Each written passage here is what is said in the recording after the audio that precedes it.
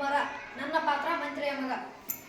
ನನ್ನ ಹೆಸರು ಭಾಗ್ಯಸಿಂಗ್, ನಾನು ತೊರೆಯ ಮಗ. ನನ್ನ ಹೆಸರು ಕವಿತಾ, ನಾನು ಹಾಕಿರುವ ಪಾತ್ರ ಸೇವಕಿ. ನನ್ನ ಹೆಸರು ಶ್ರುತಿಕಾ, ನಾನು ಹಾಕಿರುವ ಪಾತ್ರ ಮುದುಕಿ. ನನ್ನ ಹೆಸರು ನಿಂಗಮ್ಮ, ನಾನು ಹಾಕಿರುವ ಪಾತ್ರ ದಾಸ್. ನನ್ನ ಹೆಸರು ರಾಧಿಕಾ, ನಾನು ಹಾಕಿರುವ ಪಾತ್ರ ಸೇವಕಿ. ನನ್ನ ಹೆಸರು ಹನುಮಂತಿ, ನಾನು ಹಾಕಿರುವ ಪಾತ್ರ ದೊರೆಯ ಚಿಕ್ಕ ಮಗಳು. ನನ್ನ ಹೆಸರು ದೀಪಾ, ನಾನು ಹಾಕಿರುವ ಪಾತ್ರ ರಾಣಿ. ನನ್ನ ಹೆಸರು ವಿಜಯಲಕ್ಷ್ಮಿ, ನಾನು ಹಾಕಿರುವ ಪಾತ್ರ ತಂಗಿಯ ಪಾತ್ರ. ನನ್ನ ಹೆಸರು ಸಂಜೀವಿ, ನಾನು ಹಾಕಿರುವ ಪಾತ್ರ ಅಕ್ಕ. ನನ್ನ ಹೆಸರು ಮಾಂತಗೌಡ, ನಾನು ಹಾಕಿರುವ ಪಾತ್ರ ರೈತ. ಅಕ್ಕಯ್ಯ, ಹೋದಷ್ಟು ದಿನಕ್ಕೆ ಅಮ್ಮ ಕೂಲಿ ಮಾಡಿ ನಮ್ಮನ್ನು ಸಾಕಬೇಕಂದ್ರೆ ಕಷ್ಟ. ಆದ್ದರಿಂದ ನಾನು ಹೂವಿನ ಗಿಡ ಹಾಕ್ತೀನಿ, ನೀನು ಹೂ ತಕೊಂಡು ಹೋಗಿ ಮಾರ್ಕೊಂಡು ಬಂದ್ಬಿಡೆ. ಅದು ಹೇಗೆ ಹೂವಿನ ಗಿಡ ಹಾಕ್ತೀಯೇ? ಅಕ್ಕ, ಅದೆಲ್ಲ ನಾನು ಆಮೇಲೆ ಹೇಳ್ತೀನಿ. ಮೊದಲು ಮನೆಯೆಲ್ಲ ಸಾರಿಸಿ ಬಿಡು. ನೀನು ಸ್ನಾನ ಮಾಡಿ ಬಾವಿಯಿಂದ ಚುಳ್ಳುಗುರು ಸೋಕದಾಗೆ 2 ತಂಬಿಗೆ ನೀರನ್ನು ತೆಗೆದುಕೊಂಡು ಬಾ ಅಂದಳು. ಅಕ್ಕ ಹಾಗೆ ಮಾಡಿದಳು. ಇವರ ಮನೆ ಮುಂದೆ ಎದುರಿಗೆ ಒಂದು ದೊಡ್ಡ ಮರವಿತ್ತು. ಅಲ್ಲೂ ಗೂಡಿಸಿ ಅಕ್ಕ ಸಾರಿಸಿ ಅಲ್ಲಿಗೆ ಇಬ್ಬರು ಹೋದರು. ಅಕ್ಕ ಬಾ. ನೋಡಕ್ಕಯ್ಯ, ನಾನಿಲ್ಲಿ ದೇವರ ಧ್ಯಾನ ಮಾಡಿ ಕುತ್ಕೋತೀನಿ. ನೀನು ನನ್ನ ಮೇಲೆ 1 ತಂಬಿಗೆ ನೀರನ್ನೆಲ್ಲ ಸುರಿದು ಬಿಡು. ನಾನು ಹೂವಿನ ಗಿಡ ಹಾಕ್ತೀನಿ. ಸುಳಿ ಮುರಿಯದ ಹಾಗೆ, ಎಲೆ ಮುರಿಯದ ಹಾಗೆ ಬೇಕಾದಷ್ಟು ಕಿತ್ಕೊ. ನಿನಗೆ ಸಾಕಾದ ಮೇಲೆ ಇನ್ನೊಂದು ತಂಬಿಗೆ ನೀರನ್ನೆಲ್ಲ ಸುರಿದು ಬಿಡು. ನಾನು ಪುನಃ ಮಂತ್ರಳಾಗ್ತೀನಿ ಅಂದಳು. ತಂಗಿ ದೇವರನ್ನು ನೆನೆದು ಕುಳಿತಳು. ಅಕ್ಕ ಒಂದು ಬಿಂದಿಗೆ ನೀರನ್ನು ಅವಳ ಮೇಲೆ ಸುರಿದಳು. ಹೂವಿನ ಗಿಡವಾದಳು. ಅಕ್ಕ ಸುಳಿ ಎಲೆ ತೊಟ್ಟು ಮುರಿಯದ ಹಾಗೆ ಹೂವನ್ನು ಬಿಡಿಸಿಕೊಂಡಳು.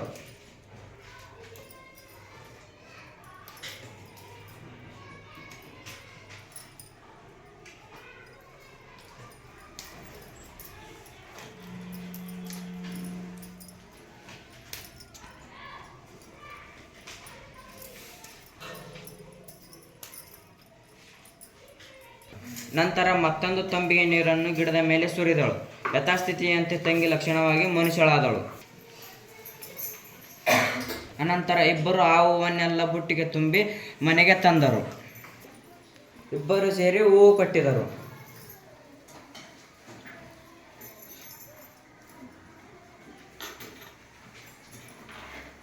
ಎಲ್ಲಿಗೆ ತೆಗೆದುಕೊಂಡು ಹೋಗಿ ಮಾರ? ಅಕ್ಕಯ್ಯ, ದೊರೆ ಮನೆಗೆ ತೆಗೆದುಕೊಂಡು ಹೋಗು. ಅವರು ಹೆಚ್ಚಿನ ಹಣ ಕೊಡುತ್ತಾರೆ. ಅಮ್ಮ ನಮಗೋಸ್ಕರ ಯಾವಾಗಲೂ ಕೂಲಿ ಕೆಲಸ ಮಾಡುತ್ತಿರುತ್ತಾಳೆ. ಅದಕ್ಕೆ ಹೆಚ್ಚಿನ ಹಣ ಕೂಡಿ ಹಾಕಿ ಅಮ್ಮನಿಗೆ ತೋರಿಸೋಣ. ಹೂ ಬೇಕೇನಮ್ಮ? ಹೂ ಬೇಕೇನಮ್ಮ? ಹೂ ಅಮ್ಮ, ಹೂ ಘಮ ಘಮ ಅಂತವೆ, ಕೊಡಿಸಿಕೊಡು. ಬಾ ಮೇಲೆ. ಎಷ್ಟು ಬೆಲೆ? ಎಷ್ಟಾನ ಕೊಡಿರವ, ನಾವು ಬಡವರು ಎಂದಳು ಅಕ್ಕ. ದೊರೆ ಹೆಂಡತಿ ಹೂವು ತಗೊಂಡು ಒಂದು ಮೊಗೆ ಹಣ ಕೊಟ್ಟಳು. ಅಕ್ಕ ಮೊಗೆ ಹಣವನ್ನು ತಂದು ತಂಗಿಗೆ ತೋರಿದಳು. ಅಕ್ಕಯ್ಯ, ಅಮ್ಮನಿಗೆ ಹೇಳಬೇಡ, ಮುಚ್ಚಿಡು. ಹೀಗೆ ಕೆಲವು ದಿನ ಮಾಡಿದರು. ಒಟ್ಟು 5 ಮೊಗೆ ಹಣವಾಯಿತು. ಅಕ್ಕ, ಅಮ್ಮನಿಗೆ ತೋರಿಸೋಣ. ಬೇಡವ ತಂಗಿ, ಅಮ್ಮ ಹೊಡಿತಾಳೆ ಅಂತ ಅವರವರೇ ಮಾತಾಡಿಕೊಂಡರು. ಈ ಹುಡುಗಿಯರಿಗೆ ಸಂಪಾದನೆ ಮಾಡೋ ಆಸೆ ಕಣ್ಣಿಗೆ ಬಿತ್ತು. ಒಳ್ಳೆ ಘಮ ಘಮ ಅನ್ನುತ್ತಿತ್ತು. ಇಂತಹ ಸೊಗಸಾದ ಹೂವನ್ನು ಅವನೆಂದೂ ನೋಡೇ ಇರಲಿಲ್ಲ. ಒಳ್ಳೆ ಘಮ ಘಮ ಅಂತವೆ. ಈ ಹೂ ಯಾರು ತಂದು ಕೊಡುತ್ತಾರೆ? ಈ ಹೂವನ್ನು ನೋಡಿಯೇ ಬಿಡೋಣ. ಆ ದೊಡ್ಡ ಹುಡುಗಿ ತಂದು ಕೊಡೋದನ್ನು ನೋಡಿ ಅವಳನ್ನೇ ಹಿಂಬಾಲಿಸಿ ಹೋಗಿ ನೋಡಿದ. ಮನೆಯ ಸುತ್ತಮುತ್ತ ಹೂವಿನ ಗಿಡಗಳಲ್ಲಿದ್ದನ್ನು ಗಮನಿಸಿ ಇಂಥ ಹೂವು ಇವರಿಗೆಲ್ಲಿಂದ ಬರುತ್ತದೆ ಎಂದು ಯೋಚನೆ ಮಾಡಿ ಅರಮನೆಗೆ ಬಂದ.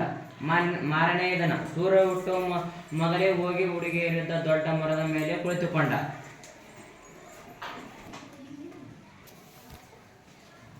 ಅಂದು ಸಹ ಹುಡುಗಿಯರು ಆ ಮರದಡಿ ಸಾರಿಸಿ ಗುಡಿಸಿದರು. ಯಥಾ ಪ್ರಕಾರ ಹೂವಿನ ಗಿಡವಾದಳು. ಅಕ್ಕ ಎಚ್ಚರಿಕೆಯಿಂದ ತಂಗಿ ಯಥಾ ಪ್ರಕಾರ ಹೂವಿನ ಗಿಡವಾದಳು. ಅಕ್ಕ ಎಚ್ಚರಿಕೆಯಿಂದ ಹೂವು ಬಿಡಿಸಿಕೊಂಡಳು. ಅನಂತರ ಪುನಃ ಹೂವಿನ ಗಿಡವಾಗಿದ್ದ ತಂಗಿ ಮನುಷ್ಯಳಾದಳು. ಇದೆಲ್ಲವನ್ನು ಮರದ ಮೇಲಿದ್ದ ದೊರೆಮಗ ನೋಡಿಕೊಂಡ. ಆಮೇಲೆ ಸೀದಾ ಅರಮನೆಗೆ ಬಂದು ಮಂಚದ ಮೇಲೆ ಮಕಾಡಿ ಮಲಗಿಕೊಂಡ. ತಂದೆ ತಾಯಿ ಬಂದು ಕೇಳಿದರೂ ಏನೂ ಹೇಳಲಿಲ್ಲ. ಮಂತ್ರಿಯ ಮಗ ಬಂದು ಕೇಳಲಾಗಿ ಹೂವಿನ ಗಿಡವಾಗುವ ಹುಡುಗಿಯ ವಿಚಾರವೆಲ್ಲ ಹೇಳಿದ. ದೊರೆಗೆ ಈ ವಿಚಾರ ತಿಳಿದು ಆ ಮುದುಕಿಯನ್ನು ಕರೆಸಿ ಮದುವೆಗೆ ಸಕಲ ಸಿದ್ಧತೆ ಮಾಡಿದನು. ಒಳ್ಳೆ ಮುಹೂರ್ತದಲ್ಲಿ ಹೂವಿನ ಗಿಡವಾಗುತ್ತಿದ್ದ ಹುಡುಗಿಯ ಜೊತೆಯಲ್ಲಿ ರಾಜಕುಮಾರನಿಗೆ ಮದುವೆಯಾಗುತ್ತದೆ. ಅರಮನೆಯಲ್ಲಿ ಅವರಿಬ್ಬರನ್ನು ಏಕಾಂತದಲ್ಲಿ ಬಿಟ್ಟರು. ಇವನಷ್ಟಕ್ಕೆ ಇವನಿದ್ದಾನೆ, ಅವಳಷ್ಟಕ್ಕೆ ಅವಳಿದ್ದಾಳೆ. ಅವರೇ ಮಾತಾಡಲಿ ಅಂತ ಅವಳು, ಅವಳೇ ಮಾತಾಡಲಿ ಅಂತ ಅವನು. ಹೀಗೆ ಇಬ್ಬರು ಗುಮ್ಮಾಗಿ ಸುಮ್ಮನಿದ್ದರು.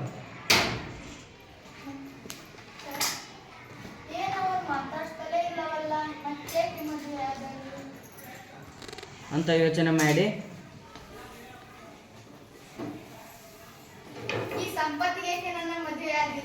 ನಾನು ಹೇಳಿದ ಹಾಗೆ ಕೇಳಿದ್ರೆ ಮಾತಾಡ್ತೀನಿ, ಇದ್ರೆ ಇಲ್ಲ. ಸ್ವಾಮಿ, ನಾನು ದೇವರಲ್ಲ, ದೇವವೂ ಅಲ್ಲ, ಎಲ್ಲರ ಹಾಗೆ ನರಮನುಷ್ಯರು ಹೂವಿನ ಗಿಡ ಆಗೋದುಂಟೆ. ಈಗೇಕೆ ನನ್ನ ಮೇಲೆ ಸಿಟ್ಟಾಗಿದ್ದೀರಾ? ನೀನು ಹೂವಿನ ಗಿಡ ಹಾಕ್ತೀಯಲ್ಲ, ಅದು ಹೂವಾಸಿಕೊಂಡು ಒದ್ದಿಕೊಂಡು ಮಲ್ಕೋಬೇಕು.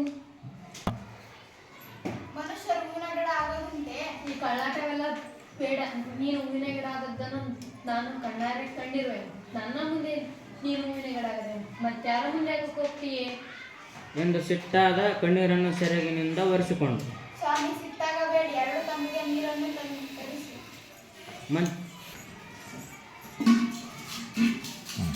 ಮಂತ್ರಿಸಿಕೊಟ್ಟು ನೀರನ್ನು ಹಾಕುವ ವಿಧಾನ ಹಾಗೂ ಹೂವನ್ನು ಬಿಡಿಸುವ ವಿಧಾನವನ್ನು ಹೇಳಿ ದೇವರನ್ನು ನೆನೆಯುತ್ತಾ ಕುಳಿತಳು.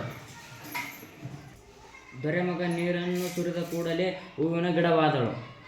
ತಮಗೆ ಬೇಕಾದಷ್ಟು ಹೂವನ್ನು ಬಿಡಿಸಿಕೊಂಡು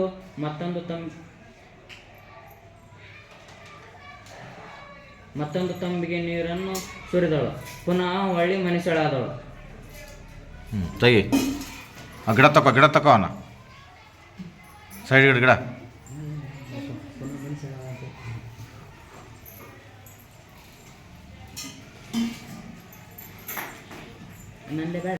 ಕೆಲವು ದಿನ ಕಳೆಯಲು ಅರಮನೆಯ ಪಕ್ಕದಲ್ಲಿ ಬಾಡಿದ ಹೂವಿನ ರಾಶಿಯನ್ನು ನೋಡಿದ ದೊರೆಯ ಕಿರಿಮಗಳು.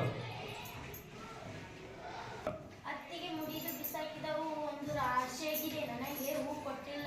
ಹೂ ಬೇಕಾದರೆ ಕೊಡಿಸಿಕೊಡ್ತೀನಿ, ಸುಮ್ಮನಿರಮ್ಮ. ಒಂದು ದಿನ ದೊರೆಮಗ ಎಲ್ಲೋ ಹೊರಗೆ ಹೋಗಿದ್ದ. ಆಗ ದೊರೆಮಗಳು ತನ್ನ ಸ್ನೇಹಿತರಿಗೆಲ್ಲ, ಸುರವನ್ನೇ ತೋಟಕ್ಕೆ ಉಯ್ಯಾಲೆ ಹೇಳಕ್ಕೆ ಹೋಗೋಣ. ನಮ್ಮ ಅತ್ತಿಗೆ ಹೂವಿನ ಗಿಡ ಹಾಕ್ತಾರೆ. ನೀವೆಲ್ಲರೂ ಬನ್ನಿ. ಘಮ ಅನ್ನೋ ಹೂ ಬೇಕಾದಷ್ಟು ಕೊಡ್ತೀನಿ. ಹೋಗೋಣ. ಅಮ್ಮ, ಸುರವನ್ನೇ ತೋಟಕ್ಕೆ ಅತ್ತಿಗೆಯನ್ನು ಕಳಿಸಿಕೊಡು. ಅಣ್ಣನನ್ನು ಕೇಳ್ಕೊಂಡು ಕರ್ಕೊಂಡೋಗು. ಅಣ್ಣ, ಸುರವನ್ನೇ ತೋಟಕ್ಕೆ ಅತ್ತಿಗೆಯನ್ನು ಕಳಿಸಿಕೊಡು. ನನ್ನಿಷ್ಟ ಅಲ್ಲಮ್ಮ ಕಳ್ಸೋಕೆ, ಅಮ್ಮನ್ನ ಕೇಳು. ಹೋಗಿ ಸಂಜೆ ಹೊತ್ತಿಗೆ ಜೋಪಾನವಾಗಿ ಬನ್ನಿ. ಎಲ್ಲರೂ ಸುರವಿನ ತೋಟಕ್ಕೆ ಹೋದರು. ಉಯ್ಯಾಲೆ ಆಡುತ್ತಾ ಇದ್ದಕ್ಕಿದ್ದಂತೆ ದೊರೆಮಗಳು ಅತ್ತಿಗೆಗೆ, ಅತ್ತಿಗೆ, ನೀನು ಹೂವಿನ ಗಿಡ ಹಾಕ್ತಿಯಲ್ಲ, ಆಗು ಎಂದಳು. ಅಯ್ಯೋ ದೇವರೇ, ಯಾರು ನಿನ್ನಾಗ ಹೇಳಿದ್ದು? ನಾನು ನಿಮ್ಮ ಹಾಗೆ ಮನುಷ್ಯಳೇ, ಹುಚ್ಚುಚ್ಚಾಗಿ ಆಡಬೇಡ. ಆಹಾ, ಅಲ್ಲ ಅತ್ತಿಗೆ, ನಮ್ಮ ಮುಂದೆ ಆಗದೆ ಇನ್ನಾರ ಮುಂದೆ ಹೂವಿನ ಗಿಡ ಆಗಕ್ಕೆ ಹೋಗ್ತೀಯ ಎಂದು ನಿಷ್ಠರಾಗಿ ಮಾತಾಡಿದಳು. ವ್ಯಥೆಪಟ್ಟು ಎರಡು ತಂಬಿಗೆ ನೀರು ತರಿಸಿ ಅದನ್ನು ಮಂತ್ರಿಸಿಕೊಟ್ಟು ಅವುಗಳನ್ನು ಸುರಿಯುವ ಹೂವನ್ನು ಕೀಳುವ ವಿಧಾನವೆಲ್ಲ ಹೇಳಿ ದೇವರನ್ನು ನೆನೆಯುತ್ತಾ ಕುಳಿತಳು. ಹುಡುಗಿಯರು ಸರಿಯಾಗಿ ಆಲಿಸದ ನಿರ್ಲಕ್ಷ್ಯದಿಂದ ತಂಬಿಗೆ ನೀರು ಅಡ್ಡಾದಿಡ್ಡಿಯಾಗಿ ಸುರಿದರು. ಅಷ್ಟು ಹೊತ್ತಿಗೆ ಸಾಯಂಕಾಲವಾಗಿತ್ತು. ಗುಡುಗು ಸಿಡಲಿನ ಮಳೆ ಪ್ರಾರಂಭವಾಯಿತು.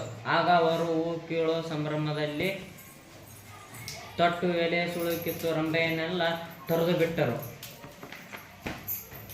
ಈ ಮಳೆಗೆ ಎದುರಿ ಮನೆಗೆ ಹೋಗುವ ಆತುರದಲ್ಲಿ ಮತ್ತೊಂದು ತಂಬಿಗೆ ನೀರನ್ನು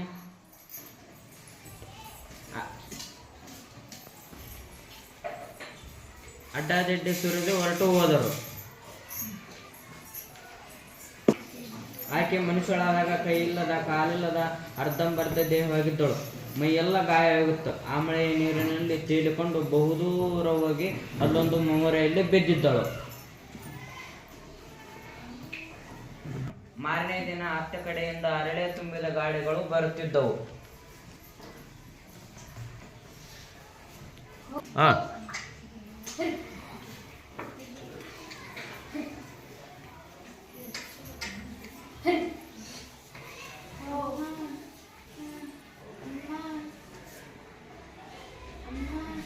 ಅಯ್ಯೋ ಮನುಷ್ಯ ಕಣಪ್ಪ.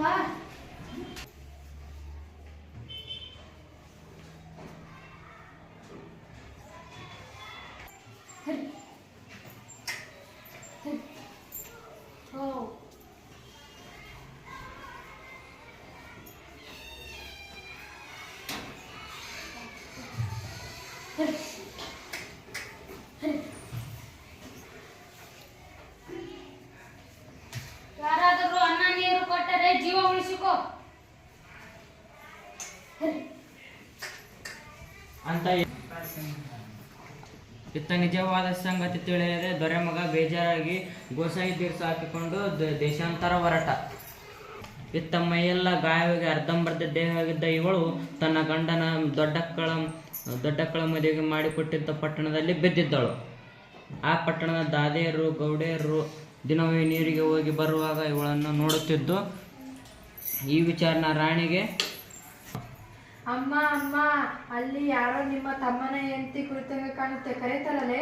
ಹೋಗ್ರೆ ಅವಳ ಸೇವೆ ಮಾಡಿ ಅನ್ನ ಹಾಕ್ಬೇಕಾಗುತ್ತೆ. ಇರಲಿ ಮಹಾರಾಣಿಯವರೇ, ಅವಳನ್ನು ಕರೆ ತರುತ್ತೇನೆ.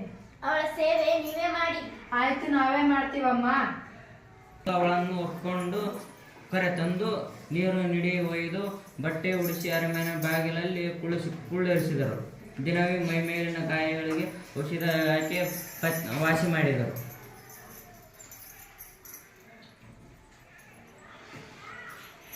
ದೊರೆಮಗ ದೇಶವೆಲ್ಲ ತಿರುಗಿ ತನ್ನ ಅಕ್ಕನ ಪಟ್ಟಣಕ್ಕೆ ಬಂದು ಪಟ್ಟಣದ ಬಾಗಿಲ ಬಳಿ ಕುಳಿತ. ಚಿಕ್ಕಲು ಮನುಷ್ಯನ ಹಾಗೆ ಅವನಿಗೆ ಗಡ್ಡ ಮೀಸೆ ಬೆಳೆದಿತ್ತು. ನೀರಿಗೆ ಹೋಗಿ ಬರುತ್ತಿದ್ದ ದಾದಿಯರು ಇವನನ್ನು ನೋಡಿ ಅರಮನೆಗೆ ಬಂದು, ಅಮ್ಮವ್ರೆ, ಯಾರೋ ನಿಮ್ಮ ತಮ್ಮ ಕುಳಿತಂಗೆ ಕಾಣುತ್ತೆ, ಕರೀತಾರಲ್ಲೇ. ದುರ್ಬಿನ ಹಾಕಿ ನೋಡಿ ಕರೆಸಿ. ರಾಣಿ ಚೆನ್ನಾಗಿ ನೋಡಿದಳು. ನನ್ನ ತಮ್ಮನೇ ಇರಬೇಕೆಂದುಕೊಂಡಳು. ಕೊಕ್ಕರಿಗೆ ಎಣ್ಣೆ ಕಾಯಿಸಿ ನೆತ್ತಿಗೆ ತಿಕ್ಕಿಸಿ ಅಂಡೆ ನೀರು ಹಾಕಿಸಿ ತನ್ನ ತಮ್ಮನೇ ಹೊರತು ಬೇರೆಲ್ಲವೆಂದು ತಿಳಿದುಕೊಂಡಳು.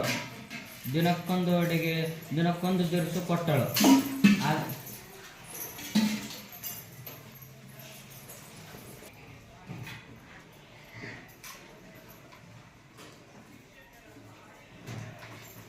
ಆದರೆ ಆತ ಮಾತಾಡಲೇ ಇಲ್ಲ. ಅಷ್ಟೊತ್ತಿಗೆ ಇಬ್ಬರಿಗೂ ತಾವು ಅಕ್ಕ ತಮ್ಮ ಅನ್ನೋದು ಚೆನ್ನಾಗಿ ಗೊತ್ತಾಗುತ್ತಿತ್ತು. ನಾನೆಷ್ಟು ಉಪಚಾರ ಮಾಡಿದರೂ ನನ್ನ ತಮ್ಮ ಮಾತಾಡಲೇ ಇಲ್ಲ, ಏನು ಕಾರಣ? ಯೋಚಿಸಿ ಆಗ ಮಾರನೇ ದಿನ ರಾತ್ರಿ ದಾದರೆಲ್ಲ ಸೇರಿ ಅರಮನೆಯ ಮುಂದಿದ್ದ ಇವಳಿಗೆ ದಾದರಿನ ನೋಡಲೂ ಇಲ್ಲ, ಮಾತಾಡಿಸಲೂ ಇಲ್ಲ. ರಾತ್ರಿ ಮೋಟುವೆಯಲ್ಲಿ ಇವನ ಕಾಲನ್ನು ಒತ್ತುತ್ತಾ ಅಂತ ಕೊರಗುತ್ತಿತ್ತು.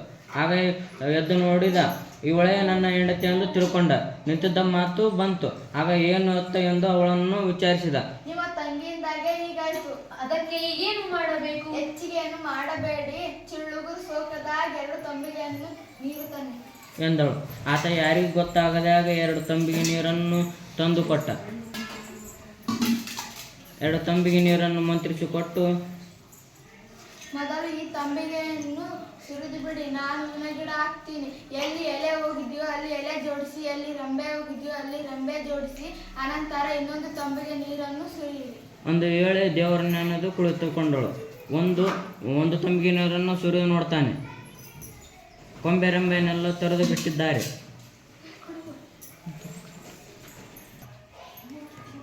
ಅದನ್ನೆಲ್ಲ ಸರಿಪಡಿಸಿ ಇನ್ನೊಂದು ತಂಬಿಗೆ ನೀರನ್ನು ಸುರಿದನು.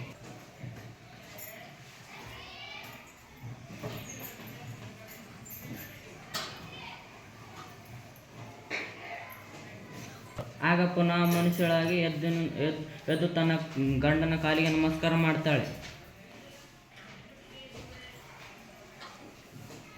ನಾದಿನಿಯಾದ ರಾಣಿಯನ್ನೆಬ್ಬಿಸಿ ಆಕೆಯ ಕಾಲಿಗೂ ನಮಸ್ಕಾರ ಮಾಡಿದಳು.